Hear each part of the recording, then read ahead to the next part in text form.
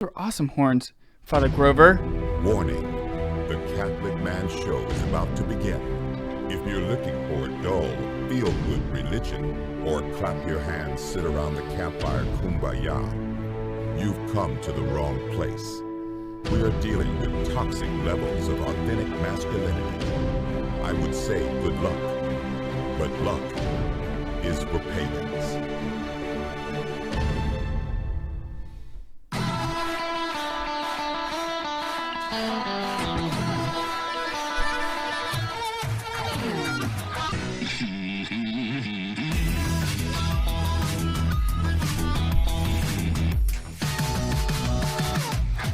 Welcome to the Catholic Man Show. We're on the Lord's team, the winning side, so raise your glass. Adam Minahan here, sitting with David Niles, Juan on the buttons, Jim taking pictures and standing by the door, making sure no one's going to break in. Welcome one and all to the show. If this is your first time listening, we are a radio show podcast. We do three things every episode, or typically. Are we a mashup? Radio show podcast mashup? Maybe. Remix? No, definitely not a remix. Okay. We're more original? More original than that. Yeah. We typically do three things. We enjoy a beverage, we highlight a gear, and then we have a discussion We'll be amongst friends. We'll be doing all three today. Good. That'll be fun. Yeah. We're also going to be going to the a men's conference soon. It's going to be nice to travel and see other Catholic men. That will be great. I'm really excited about this. Yes, we're going to the Diocese of Allentown in Pennsylvania. Going to the cathedral there, where they have a limited number of spots. I hear Allentown is the Vegas of Pennsylvania. Really? I actually. Who told you that? Father Cosgrove told me that today. Oh, really? Yeah. Well, I believe almost everything that Father Cosgrove says. He says it's the Vegas of Pennsylvania. Well, I don't know what that says about Pennsylvania. The Vegas of Pennsylvania doesn't sound that awesome. Right. Yeah. You know? I don't know. No, that's nothing against Pennsylvania. Hey, something really cool. I just don't associate Pennsylvania and Vegas like. Right. You know Me what I'm either. saying? Something really cool, though, about Father Cosgrove. While you say that, I'm going to open this. Very good. My oldest son, Luke Michael Minahan, served his first Mass, Holy Mass, Yes. with Father Cosgrove. And did a bang-up job. And did an awesome job. He was very on point. He was very just like focused on what his job was and whatever Father Cosgrove. He did it without any kind of training either. Yeah. Now that's what I thought was so impressive, is that he just stepped up and did it. Now it was a home mass. It was a home mass. It was here in your living room, but he was still able to anticipate. That's without any practice. He still was able to anticipate. He knew when to wash the hands of the priest. A couple times he was early with some things. Right. But it was his first time with no practice. Aren't you excited? Don't you get excited and get a little early, get a little jump start on things? I don't know what that means, but the answer is no. Well, sometimes, Adam, when you get excited, you just get excited and you're there a little early. Okay. So I'm sure that's just exactly what you mean. Nothing else. That's right. What are we drinking tonight? We're drinking Ardbeg Black. Ardbeg Black. Black. Okay. It's a 20th anniversary limited edition Ardbeg. Because black whiskey matters, okay? It is it's a aged in Pinot Noir casks. Let's see. Here's the official tasting notes. The color is deep cherry blossom. On the nose is baked fruit pudding, knits together seamlessly with cedar wood and aromatic cigar box. Yeah, the cedar. Actually, I do smell cedar. I do smell cedar. I actually do smell that. Nose. Oak tannins and rich truffles then break away to reveal subtle notes of smoky jam tart. Jam tart. Jam tart, yes. With a splash of water, intense aromas of bitter cherry and a curiously zesty note emerges. Yeah, a little cherry. The taste, it says it's a velvety and surprisingly fiery mouthfeel, drives your palate into a complex symphony of contrasting flavors. Aniseed? A-N-I-seed? Aniseed? I don't know. Soot. I'll bet they made that up. A good soot. And summer fruits. such as cherries, strawberries, apricots, and pears, give way to a crumbly pastry, dark chocolate, coffee, and almonds. The finish is long, lingering, sooty finish. So that are the official tasting notes from ardbeg.com. This is a limited release. I think we said that already, but it's ABV 46%. It is a nice long finish. Honestly, the soot is definitely there. I get the soot. Really? We were joking around before this about, go to that fireplace and get some of that soot, put it in a jar, and mix it with a little water. Bring it to me. That's what I want. What do you think? I wonder why it's called black. Yeah, the tartness is like on the very beginning of your palate. It hits you with that tart, that like not unripe cherry tartness.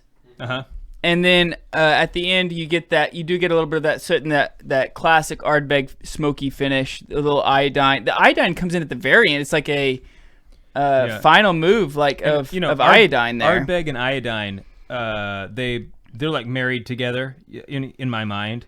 Ardbeg and that is iodine. It is an interesting, like it transitions very well. It is it reminds you almost of a La Santa type of like sherry cask. I got kind of cherry on the nose, and then like at the end it comes into the sooty, the smoky did you iodine. Get the soot? I did actually get a little bit of soot. I mean, it's like, hey, it's kind of weird. Jim, did you get it at all? Jim even said yes. Juan, what are your thoughts? It's black because of the noir.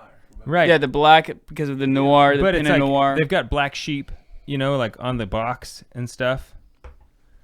I was looking for a story about why it was named that, and I just didn't see one.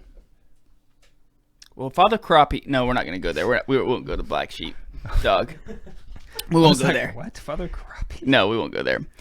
So I'm really excited though about the conference this weekend. There's a couple guys from the Council of Man who'll be there. That'll be fun to get a chance to see somebody and just like to be a part of other Catholic communities again. I'm really hoping that this will get we'll get the ball rolling again for 2021. Like some sort of a semblance of normalcy. Right. I have a prediction that so today the second vaccine was announced. Yes, it was the one-upper. It was the one-upper, yeah. It's like, it said 90% hold my beer. I see your 90%. And I raise it to 95. Like almost 95. 95, right. Yeah. So I have a prediction that by summer of next year, people will be having shopping parties or like going out of their way to do things that were normal in 2019. Like, hey, let's get together and just go shopping, or just whatever it is. I pray that's the case. Yeah, I'm ready for me too. Community again. I'm ready for everybody getting together again. Definitely. So that'll be exciting. And just to be able to like breathe regular in public. Yeah, that'd be cool. When we not feel terrible. Like, so I'm in adoration. There's other people there in adoration with me, and I go, and then I instantly oh, guys, listen, I'm not sick. I had a tickle in my throat. I'm not trying to and it's not because I'm getting sick. I'm not sick. It just went. I just coughed. Yeah. And I know exactly the feeling. I don't want people thinking that I'm showing up. In Mass this last weekend, I had to cough halfway through, and I just powered through and held it the whole. I hated it. I hated every second of it. You powered through it? I didn't cough. Yeah. Oh man, that'd be tough. Because you're there in Mass, and I'm not wearing a mask in Mass because it's not required, and so I feel like if I'm gonna be that guy, who's not wearing a mask, like you better not be coughing, bro. Like you could have worn a mask, right? And I didn't. Right. So don't cough. Yeah. You know what I'm saying? That is pretty good. But yeah, to be able to, I was just about to say that when you told that story. Like, we can cough in public. And people don't freak out. People don't even notice, right. It's just like, oh yeah, well he coughed. It's just a normal thing. Hey, can I tell you something else really cool? Let me brag about my other son, because I already did about Luke. Okay. I can brag a little bit about Jude.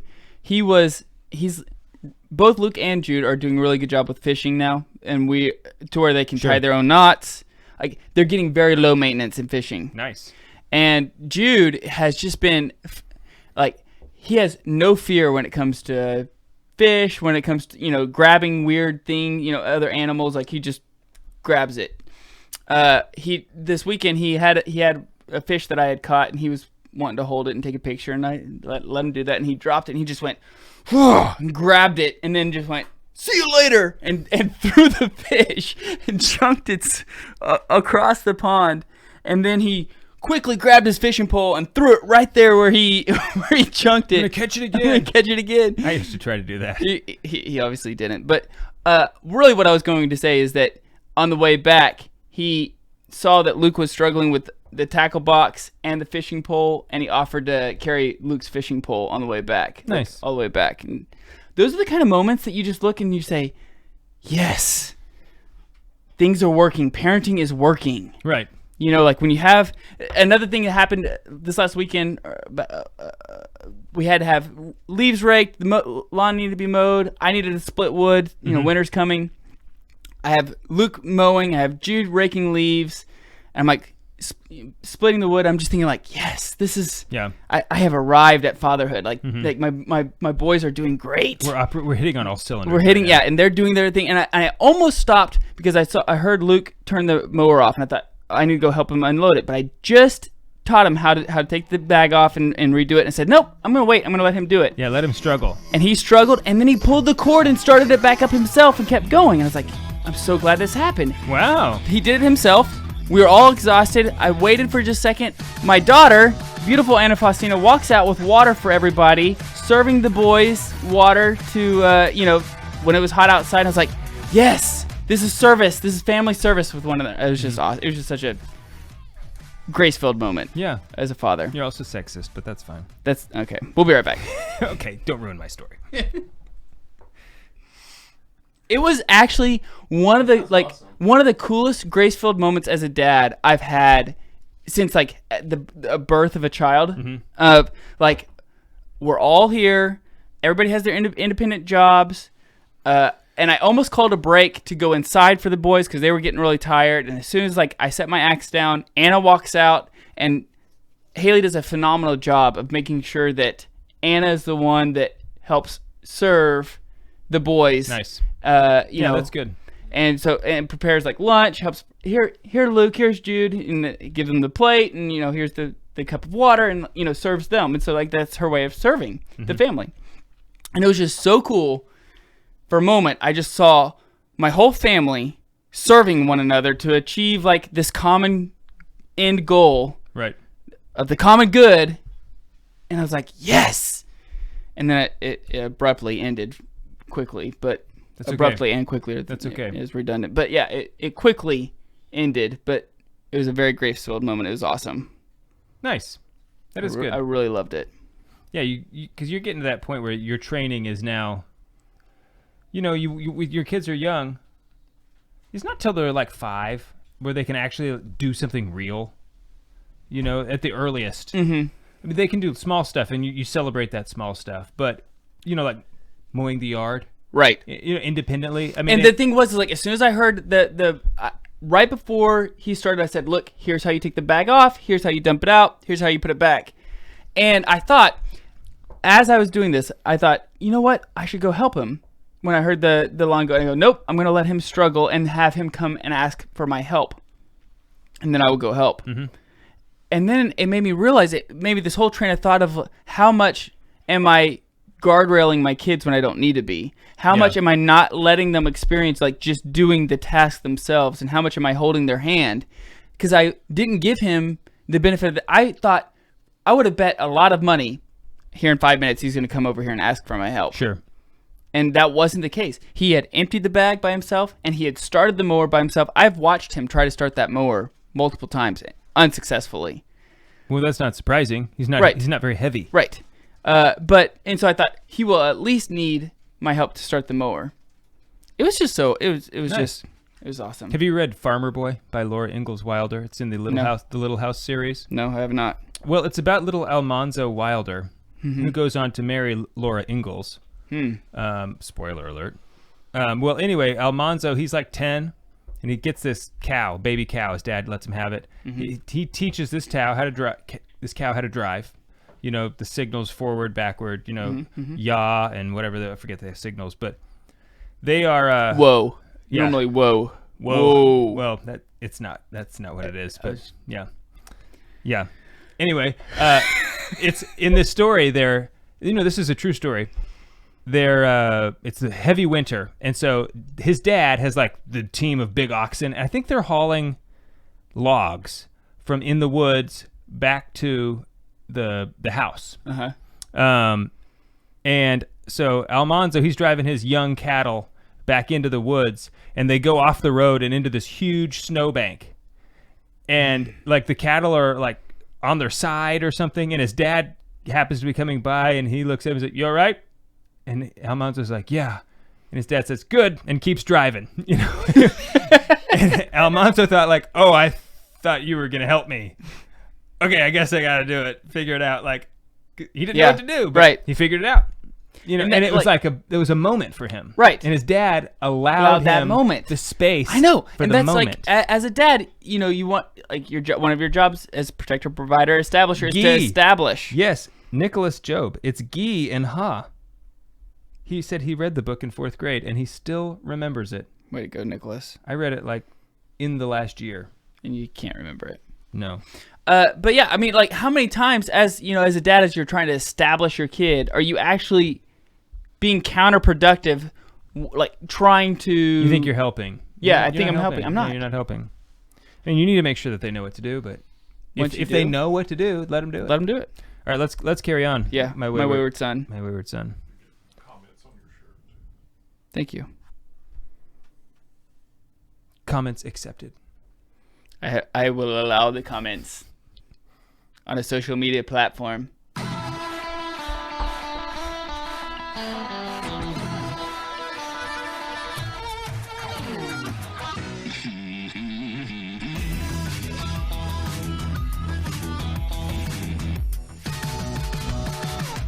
Welcome back to the Catholic Man Show. I'm David Niles here with Adam Minahan. We got Jim Spencer and Elwan Posada in the house. This segment brought to you by the Catholic Woodworker, CatholicWoodworker.com. Use promo code TCMS for 10% off all purchases. We're having the official Rosary of the Catholic Man Show being launched. That. Yeah. You can pre-order it even. It is. It's available for pre-order now, huh? It will be available for purchase full-time in December, I believe. Can you use promo code TCMS for 10% off? Yes, you purchase can. On the official Catholic Man Show Rosary? Yes, you can. Or is it the official Rosary of the Catholic Man Show? So it's not the Catholic Man Show Rosary. It is the official Rosary of the Catholic Man Show. So it's like you're the assistant to the regional manager. Yes. Not the assistant regional manager. But I'm the director of sales, which is higher. That's true. And then assistant to the regional manager, right? Yeah. Okay. So this, speaking of woodworking, this weekend, me and Stuart Barrett, our buddy Stuart Barrett, we were splitting wood by hand. Yeah, I saw with a hydraulic wood splitter. I was a little upset that I didn't get the invite. Yeah, but we were doing it by hand with the wood splitter because we used our hand to do the lever. Yeah. Oh, okay. I thought it was like one of those wood splitters where you actually have to push. No, it's a hydraulic one. It was a hydraulic wood splitter, but we were by hand putting the wood on the thing and then pushing the lever. Yeah. Yeah. Way to go. This wood, I tried to split it with my axe.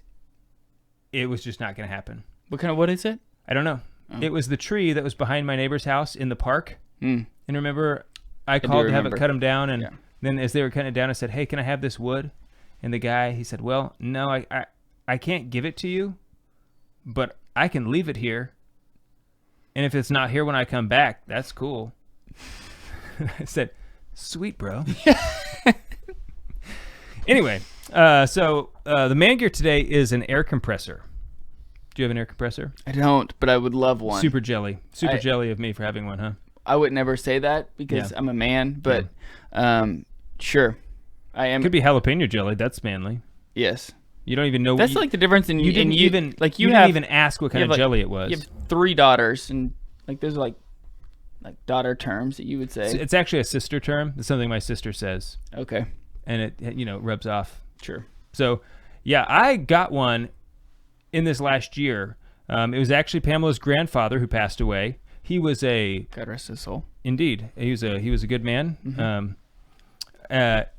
All of Knew my relatives, yeah. my kin. He did, yeah. And all of his children stayed in the church. Very, That is impressive. yeah. We talked about the other episode about a good death, like that being on my deathbed, knowing that and I kind of said, when your kids are showcasing their faith to you in public, that is a good death. Knowing that all of your kids. Yeah, I don't know if that makes for a good death, but it makes for a peaceful one, I think. It makes gives for you comfort and peace at your death, which definitely would probably comfort. contribute. Yeah, Sure. but anyway, so he was a excellent woodworker. He had a awesome wood shop. Yes, he was phenomenal woodworker. Yeah. He made some stuff for our radio auction. Mm-hmm. But so I got his air compressor. There's nothing. It's nothing fancy. It's just a pancake air compressor. It's not expensive. It's not super nice, but it does everything that I need it to. What do you use it for? Well, so far I've used it for a variety of things. Right now I'm using it to run my nail gun. Mm-hmm. And I had a couple people say, "Oh, that's not going to be big enough. It's not, it doesn't have the flow, the CFMs or something, flow, whatever." But it works just fine. So it will kick on. The compressor will, when I'm using my nail gun with it, after about 5 shots, it'll kick back on. Mm-hmm. But the nail gun can operate anywhere between like 70 to 100 psi, and it compresses up to like 110. And so I can probably put in 10, 11, or 12 nails before it gets down to 70, where it'll start to misfire a little bit. So it works just fine. I mean, because when I'm hanging siding, which is what I'm doing right now, it's not like I'm putting in 20 nails all in a rush. Sure. You're going to put It's up not a board. like trim work or something like that where you're or Right. decking And where it's Yeah, decking. Or Yeah, fencing. decking or fencing or roofing, where you Right. might go just like literally gong, gong, gong, gong, gong, gong, gong, gong. Sure. So it works great. I've also used it to air up my tires on my car. It makes bike tires a cinch. Yeah, you know when fall is hit when you get the low Right, everybody. Yeah, exactly. and you have to go air up your tires. Yeah, and I had a slow leak in my tire, which wasn't a problem until it got cold. Until it got cold. Yeah, and so I was having to stop at the gas station every 3 days, and I put up with it for like a week and a half, and finally I went and got it taken care of. But the air compressor is really nice. So this pancake air compressor, I think so. I heard someone call it a pig air compressor. I don't know if that's an official term, but pancake is a pretty common term for it. It's Okay. Probably 5-gallon tank on a compressor. I was looking them up today. You can get them for $99. Okay. That's not bad. And Would you spend the little bit more to get a bigger one? I have not needed a bigger one. But you've used it minimally. Yeah, knowing that but if you right had to now, go boom boom boom boom boom, I'm using it for a nail gun, which is about as much of a. Okay, the only thing that would be more flow than this is if you had like an air ratchet. Okay. One Sure. of those Yep. things that mechanics use. That uses a lot of air. Mm-hmm. This would not be enough for that. Sure. But very few people are going to be doing that. But if you want to have an air compressor around the house, which now that I have one is great. Mm-hmm. It is really nice. It totally changed the game on airing up bike tires. Oh yeah, easy. Come here. Yeah. Done. Yeah. Yeah. Um, It looks like yours is a little low. Come over here. right. Yeah, come here. Oh, I'm just going to spray it in your face. Yeah, because I went and got all these, it's like $10 for all these attachments for it. And one of them is just, I don't know what it's for. I think it's for like cleaning up a work area, kind of. Mm-hmm. It just sprays a bunch of air everywhere. So you can spray it on people. Nice. But yeah, so $100. I personally think that this is one of those areas, one of those things you don't need to go get like the best brand. Especially if you're just getting. It's good to know. Because I'm a sucker for if I'm going to go buy something to buy either the same brand that I have of my other things or like knowing like, oh, hey, I already have a Milwaukee this. I'm going to get a Milwaukee that. Right. Yeah, because like on a lot of your power tools, especially your cordless ones, you want to get the same brand so you can keep the same family of batteries, you know? Right. You don't want a battery. It's like, oh, I have this tool and it uses its own battery. And now you got chargers all over the wall. Right. This is something they're universal. So they're all the same. I mean, you can go get I saw a Porter cable on, I just was looking it up on the way over here, $99. A Craftsman, $99. I saw one that was a Craftsman that came with a finishing nail gun and a brad gun for $179. Nice. I mean, I don't know if Craftsman makes a good finishing nail guns and brad guns, but for $179, like that seems like a pretty good deal. So anyway, it's been really awesome to have, and it's also allowed me the capability to do more around the house because now I can use a nail gun. Right. And that's part of the deal is like you want to make sure that you can utilize it more than one. Like I hate buying tools that I can only use for this one job. Yeah. That's a bummer. So to answer your other question about getting a bigger one, I would not because of my space confinement. I do not have a very big garage. Yeah, neither do I. But I also put cars in my garage. And I do not. Right. So I have my space that's available in the garage is super limited. So to get a bigger one would just take up too much space. And the one I have is nice because it's not heavy. I can carry it around, Very portable. Right. Yeah, exactly. So to me, I think this is that's the one to get. Like unless you're doing something big. Right. And if you are, then you don't need to listen to me about air compressors. You already know it. You know what you need, right? Sure. Yeah. Cool. What are you reading right now? Well, I'm still working through The Discernment of Spirits. Okay. By Dan Burke? No, by Father Gately? Father Michael? No, Father Discernment of Spirits. Okay. Yeah. I can't remember. By a priest. It's really great. I was reading our book that we'll be discussing tonight. I finished that.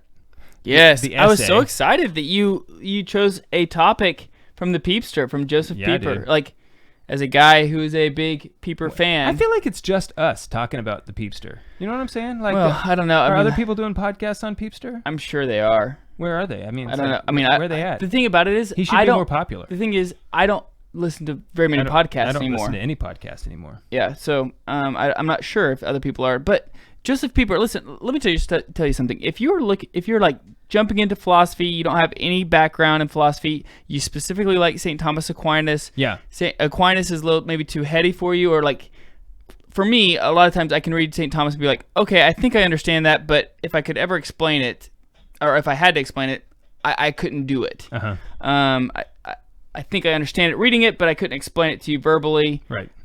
If you're looking for something that some quick hits, some quick reads that you feel accomplished, that you've actually read something. Yeah, the Peepster. Joseph Pieper. Yeah, he wrote all these essays, and I agree. I was just telling someone this today that if you want to get to know Thomas, maybe reading Thomas is not the right way to start off. Read people like Joseph Pieper who give all this commentary. Pieper, but not Pieper. Well, I know. Right. The Peepster. The Peepster. Yeah. Because he gives all this commentary on Aquinas that is so much more helpful. Because he can, it's like, oh, that's what he means. Right. And we're going to talk tonight about abusive language, abusive power. It's a quick, easy read you can get from Ignatius Press. I think it's only 54 pages long. It's an easy read. Easy read. But very, very good. We'll talk about it on the other side of the break. We'll be right back. What? Margot is in the house tonight.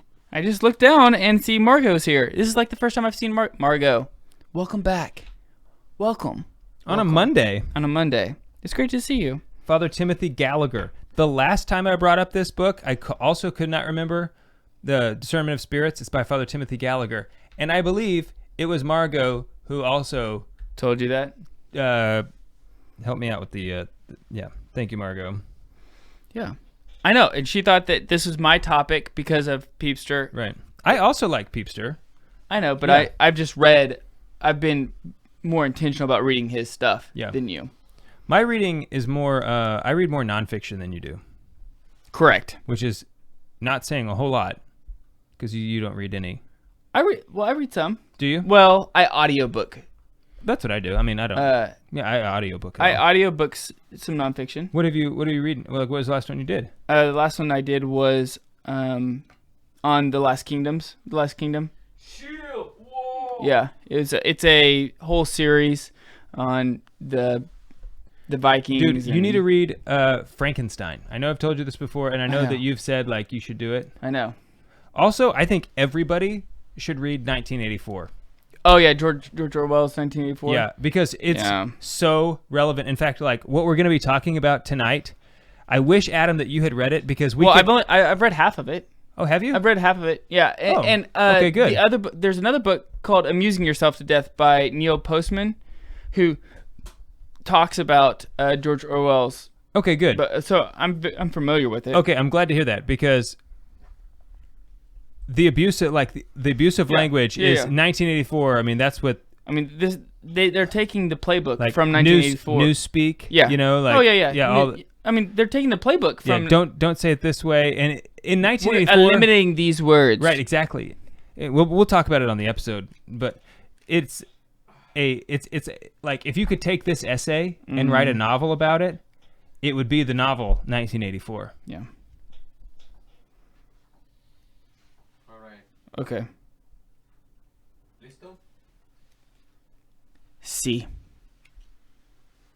Es muy perfecto. Es muy bonita. Mucho perfecto. El mucho.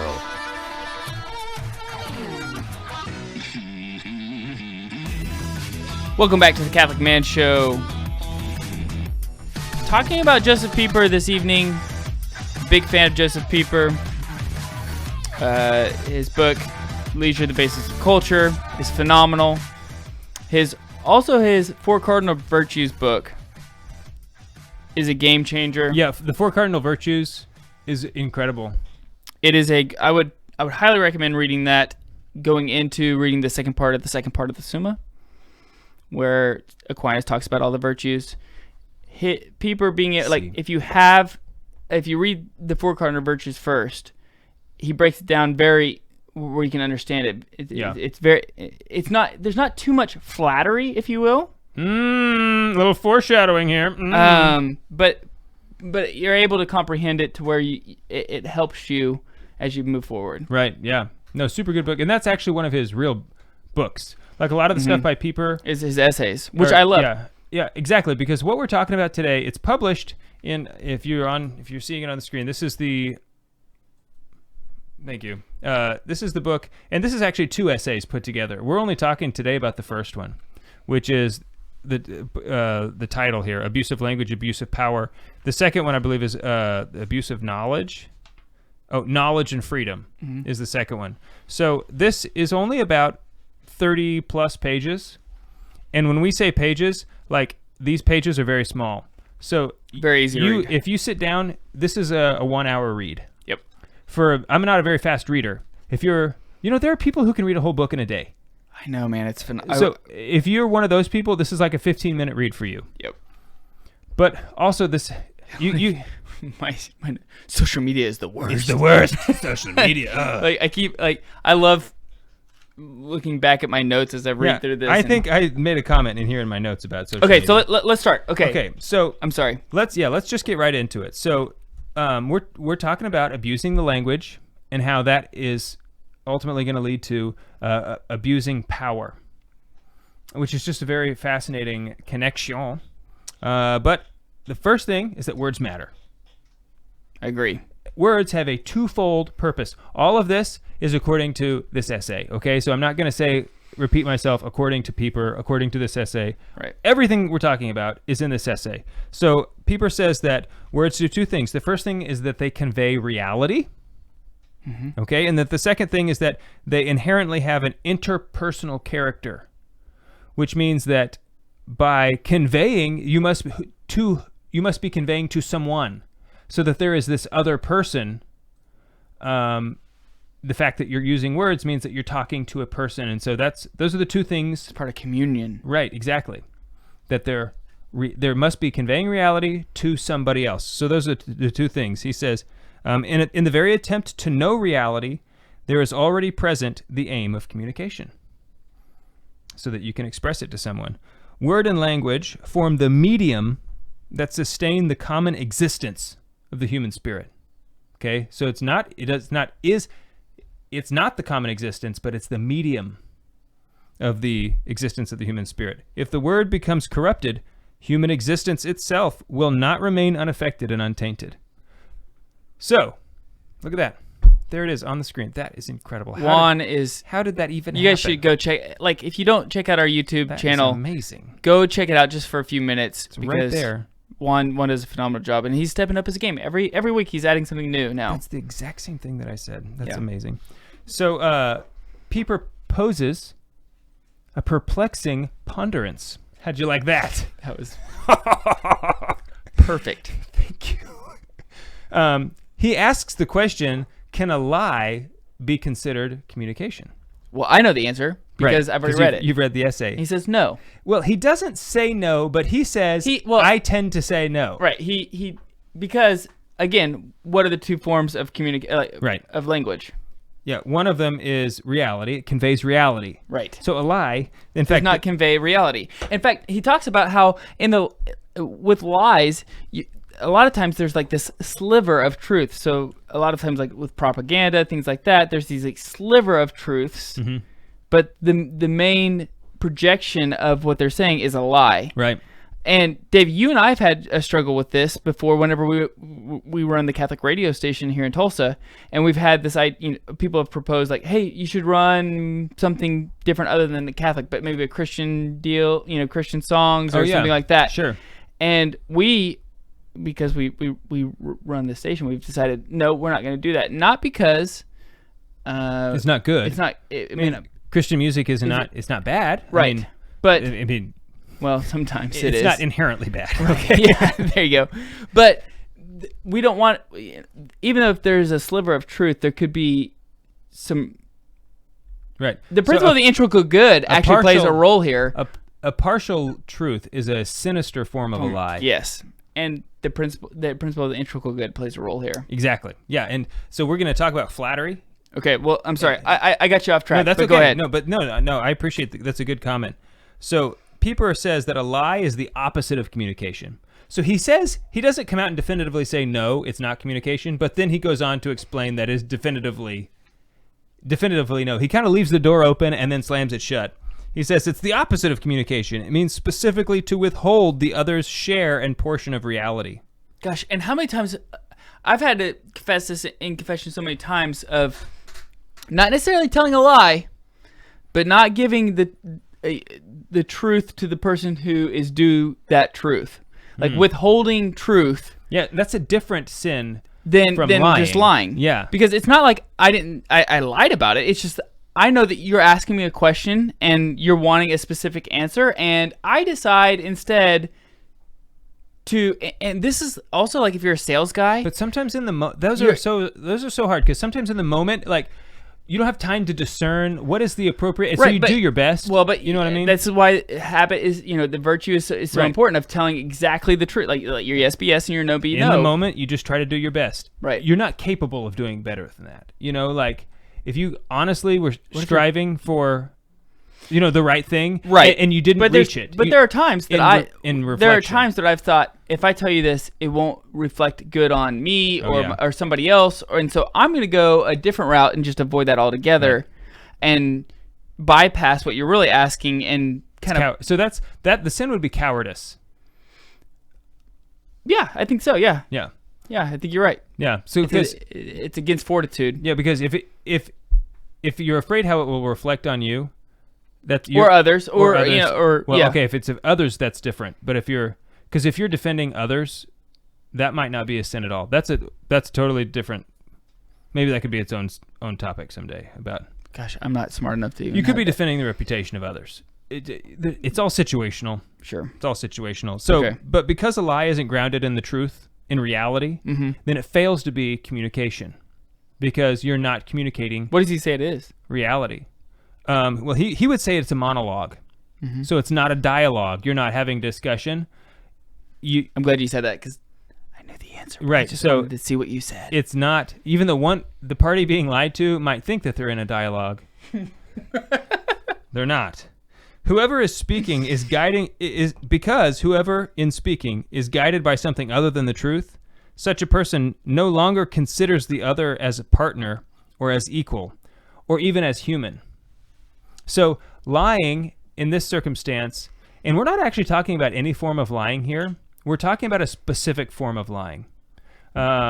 This essay, he keeps referring back to Socrates in his dialogues that Aristotle wrote about the dialogues of Socrates with the sophists. Mm-hmm. And the sophists were these people at the time, and didn't Augustine, didn't he encounter the sophists? Yeah.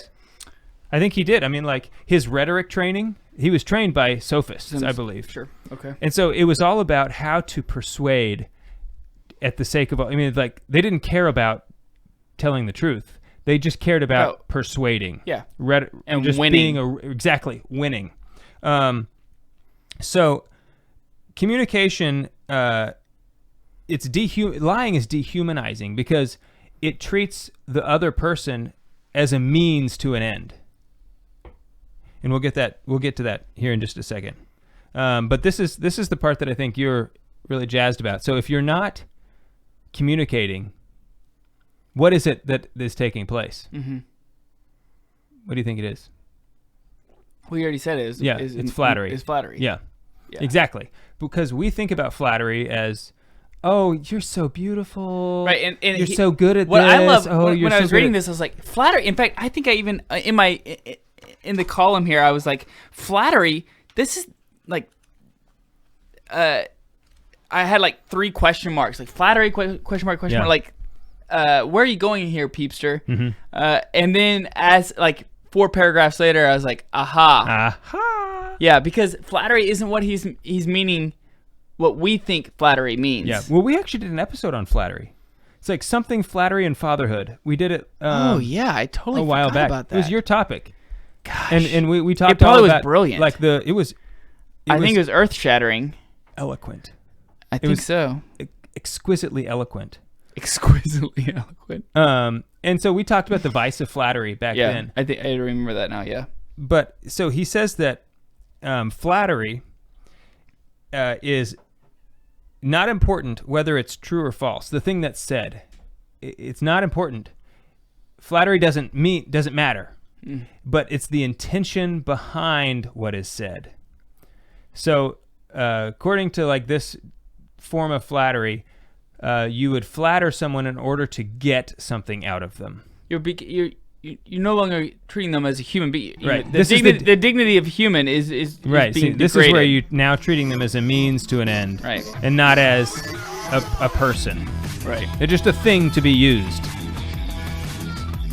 Yeah, because you end up controlling them. Like the reason why the rhetoric is being used to control them, which is like the whole propaganda scheme. I mean, that's what people use. They're just a lever that you're pulling. Yeah. All right, we'll be right back.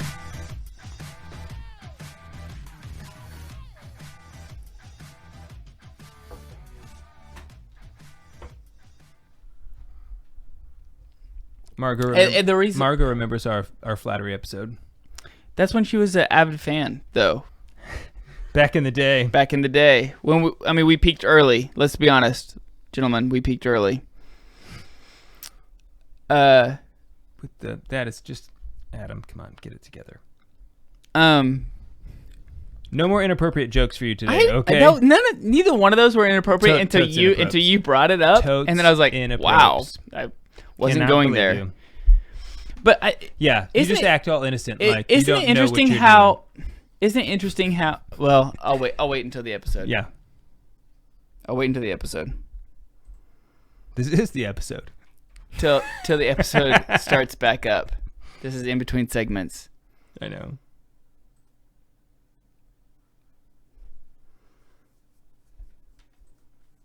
You can write on it? Si, senor. What si, one? Mucho. I just don't know if you need more time reading or anything. Oh, no, we're fine. Want to have this theory that I developed recently that you can respond mucho to almost anything in Spanish. Mucho. Can you? Oh, mucho. All right, Juan, please, before we say something else. Watch. I'll start doing it to you, Juan, and you will be impressed. Of all the people, Juan, you will be impressed. You would be mucho.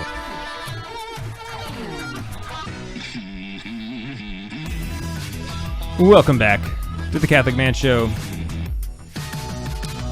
I'm David Niles here with Adam Minahan, Juan Posada, and Jim Spencer, a.k.a. the Spinster. If you're a Patreon member, you're going to get a Christmas card From the Spinster. gift from all of us.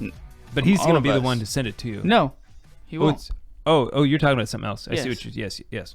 So, We're talking about the other thing. the other thing. The thing, not the thing, but the other thing. Yes. Gotcha.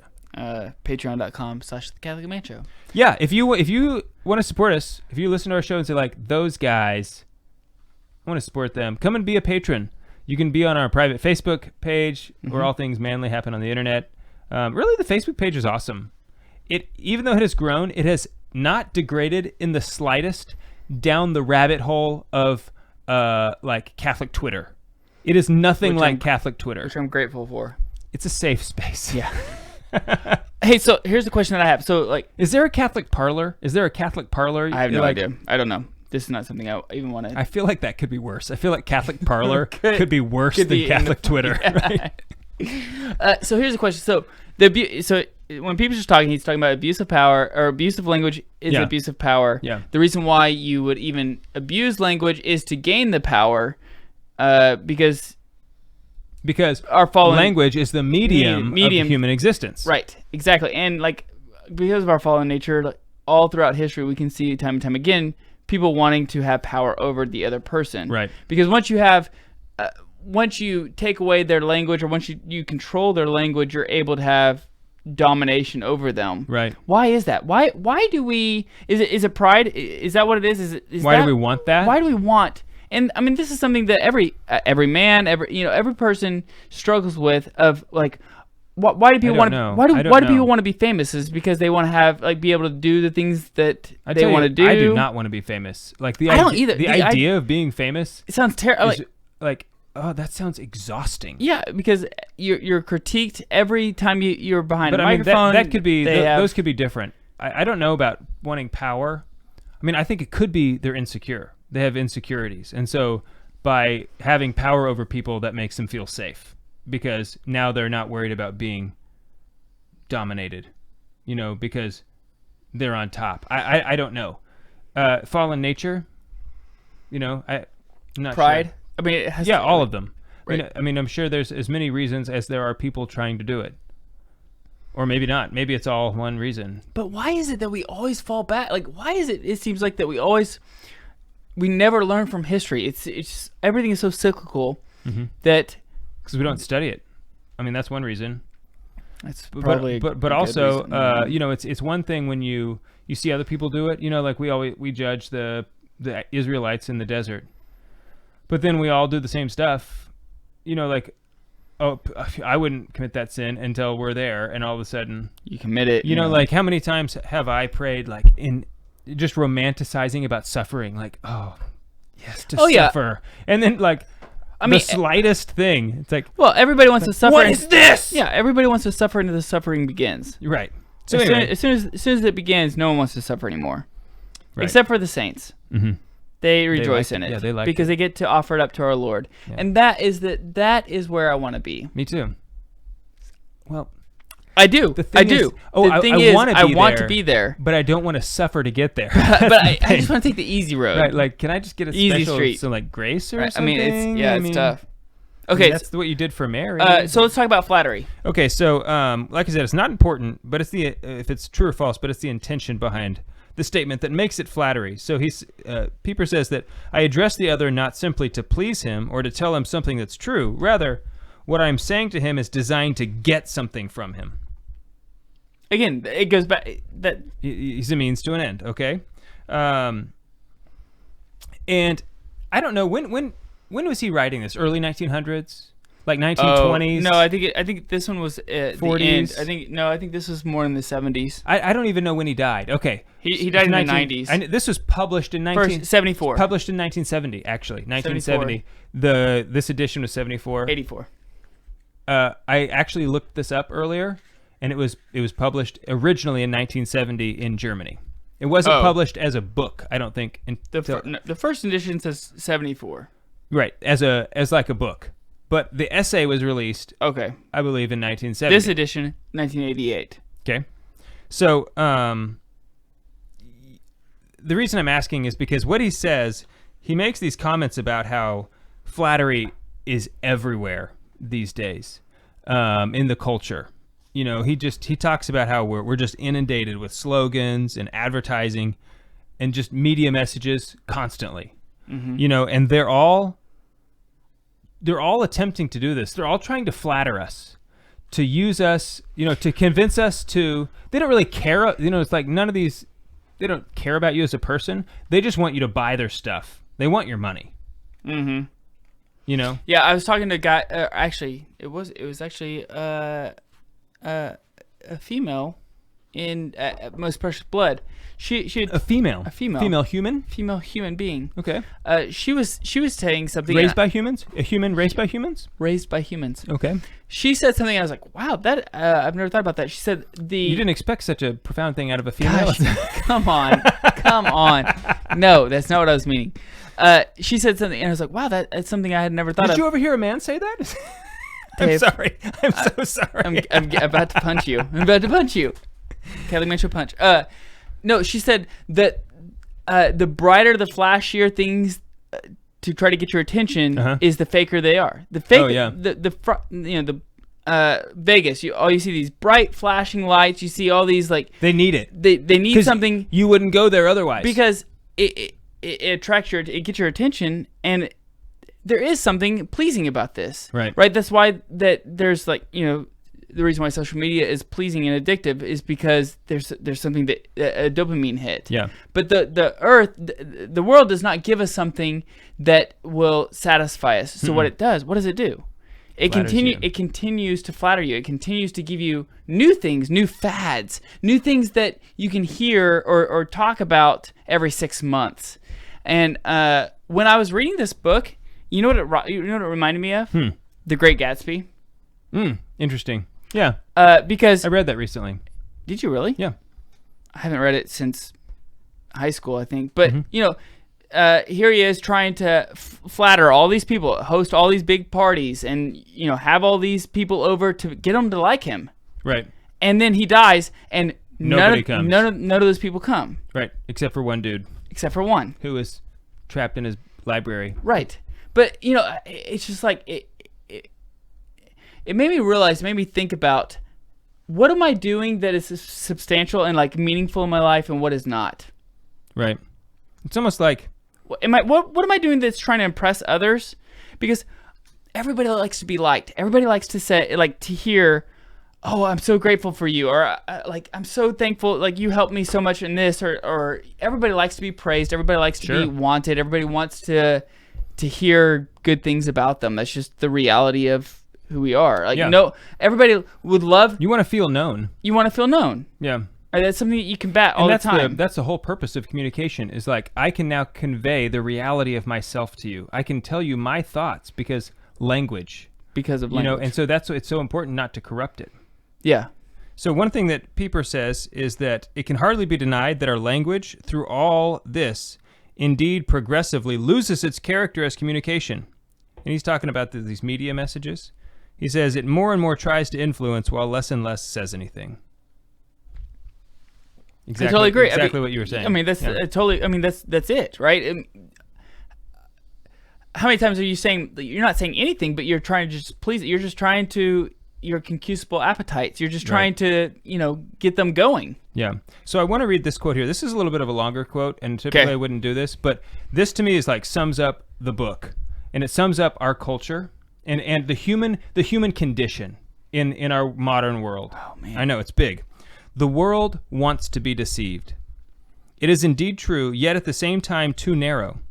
What the world really wants is flattery, and it does not matter how much of it is a lie, but the world at the same time also wants the right to disguise, so that the fact of being lied to can easily be ignored.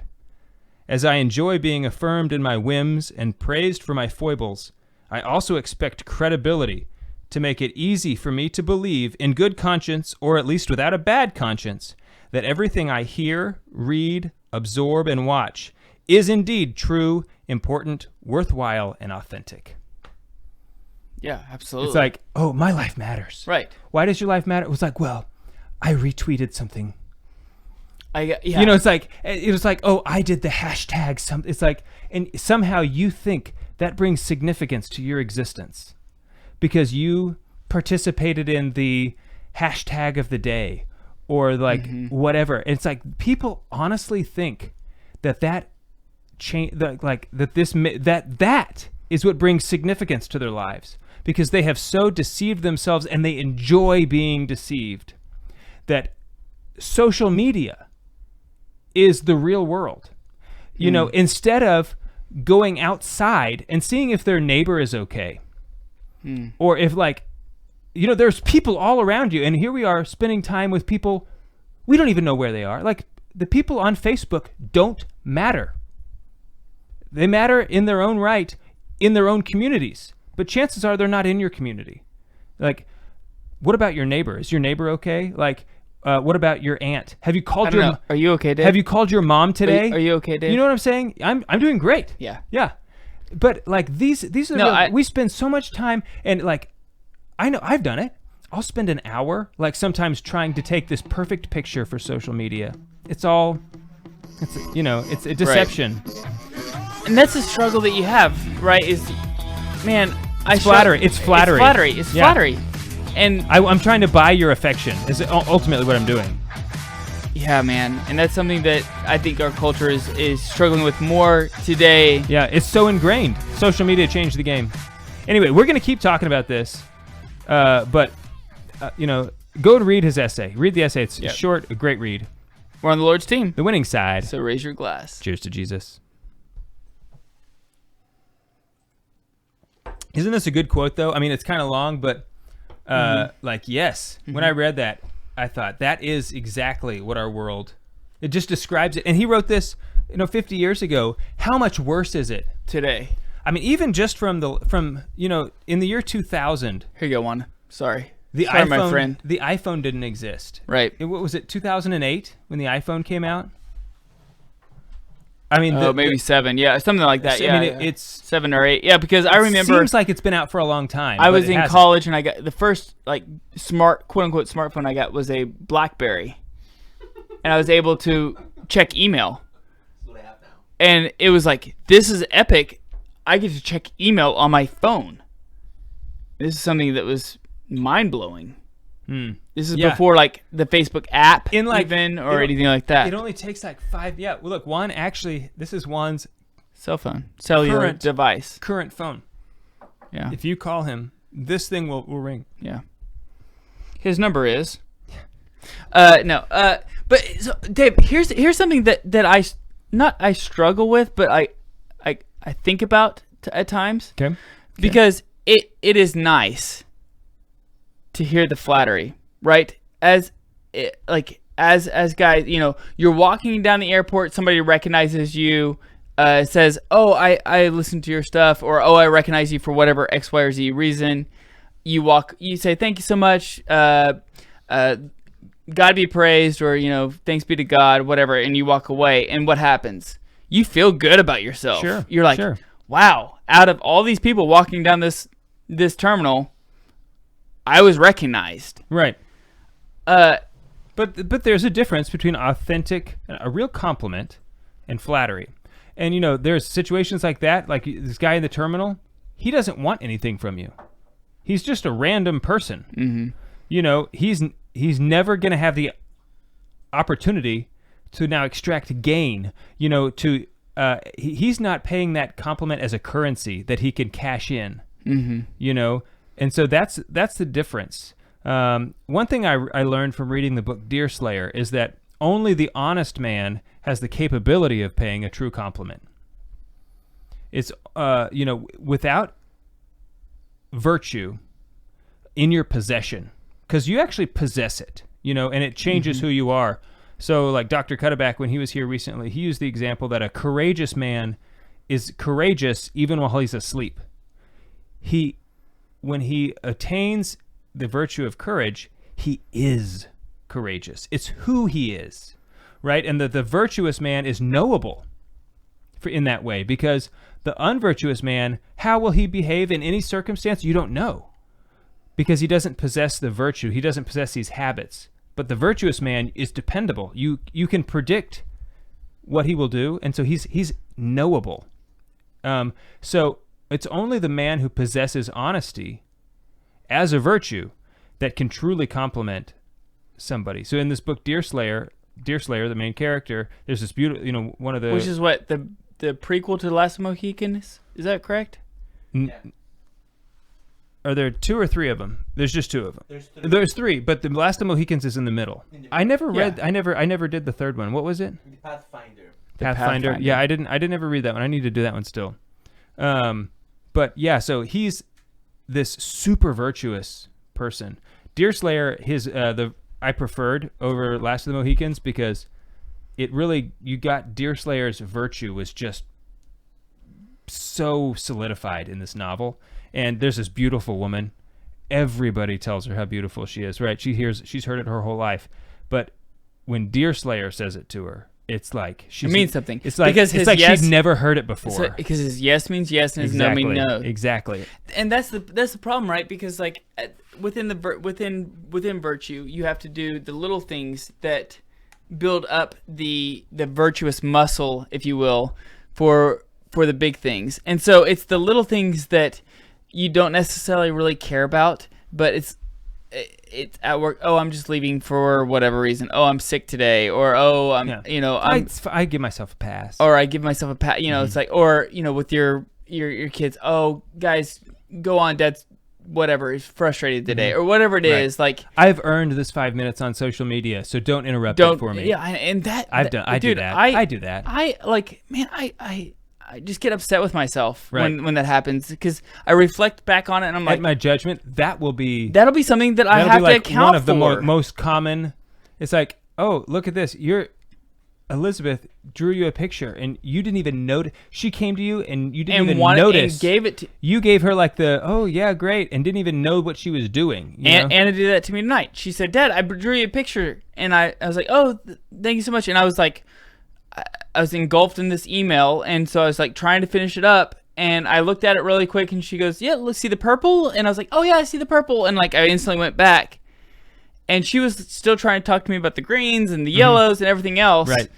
And if you're like me, you say, well, this is okay because this email is important, right? I'm not just on Facebook, right? I'm actually doing something productive and meaningful, and so, but and as if that makes it okay to, because my first vocation is to my wife, my second vocation is my kids, especially, and then everything else, especially if it's like after work, right? Like, man, I just am so bad at that. It's so hard, especially for a lot of guys, to turn it off. I think you might be one of those people. I'm terrible at it. Like, I don't turn things off. See, I'm like the opposite. Yeah, you're so good at it, and I'm jealous at it of it at times, and I'm so frustrated. There's pros and cons. Yeah, pros and cons, Adam. Yeah. But I just want to finish up this. Okay, I'm sorry. We didn't get to propaganda, which is fine, because that really introduces a political element. But it's well, it's a good thing because now we're not on any kind of radio. So yeah, we can but say I mean, we want this now. Is a propaganda season. Jim's over here sweating, just worried about like what we're gonna say. Trump called us. He said we could talk about this. Okay. Yeah. All right. So what the Peepster says is that serving tyranny, when this abusive language, when tyrannical people use it to serve themselves, the corruption and abusive language becomes known as propaganda. Okay. The abuse of political power is fundamentally connected with the sophistic abuse of the word. Indeed, finds in it the fertile soil in which to hide and grow and get ready, so much so that, I actually underlined this, the latent potential of the totalitarian poison can be ascertained, as it were, by observing the symptom of the public abuse of language. That is a mouthful. Yeah, I don't even know what you said, other than I got a chance to read it as you're reading it, Look at because that. Juan is There it is. bomb.com. There's the thing again. Yeah. That's exactly what I just said. It's almost like I'm God the Father, and I speak it, No. and it's just there on the No. screen. No. I'll tell you, Adam, as the one saying the words, it feels... This is pride. Adam, it's very empowering. This is very prideful. It's very empowering. Yeah. Okay, but the latent potential, so that just means like the possibility. It's like sitting there and waiting. The potency of the totalitarian poison can be measured by observing the public abuse of the language. So when I read this is where, to me, the novel 1984 really came, because, here we have, it's against the law. It's criminal to say certain things. And Especially in Canada. Yeah, well, yeah, like Canada. I mean, there are places that are getting awfully 1984-ish. Yeah. But in the book, like, there's thought crime. It's where and we have that now. So, do you remember when the baker in Colorado, Right. he refused to bake the cake for the gay wedding, and he went to court and he lost. And he and his whole staff, part of their sentencing was they had to go to re-education training. This happened in this country. Re-education I training. thought he won. No. At first he lost. Oh. And then that was in the state courts.